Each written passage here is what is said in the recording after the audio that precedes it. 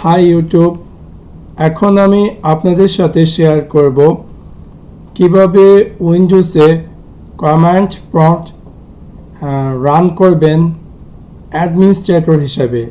So let's take a look how to do that.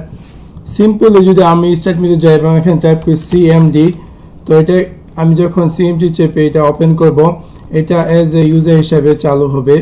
So আমি যদি চাই যে সিএমডি অ্যাজ এ অ্যাডমিনিস্ট্রেটর হিসেবে চালু করার জন্য, তো সিম্পলি আমি স্টার্ট মেনুতে যাওয়ার পর অল প্রোগ্রামে ক্লিক করব এবং এখান থেকে অ্যাক্সেসরিজে ক্লিক করব এবং এখান থেকে কমান্ড প্রম্পটে গিয়ে রাইট ক্লিক করে আমরা ক্লিক করব রান অ্যাজ অ্যাডমিনিস্ট্রেটর। সো যখন আমরা ক্লিক করব, সো আমার কমান্ড প্রম্পটটি অ্যাজ এ অ্যাডমিনিস্ট্রেটর হিসেবে রান করবে।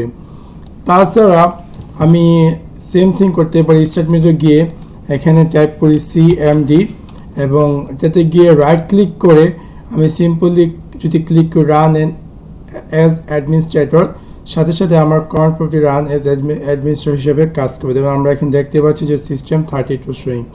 সো তাছাড়া আমরা চাইলে সেম ওই স্টার্ট মেনুতে যাওয়ার পর আমরা এখানে টাইপ করব সিএমডি এবং যদি আমরা কন্ট্রোল শিফট ইন্টার চাপি আমাদের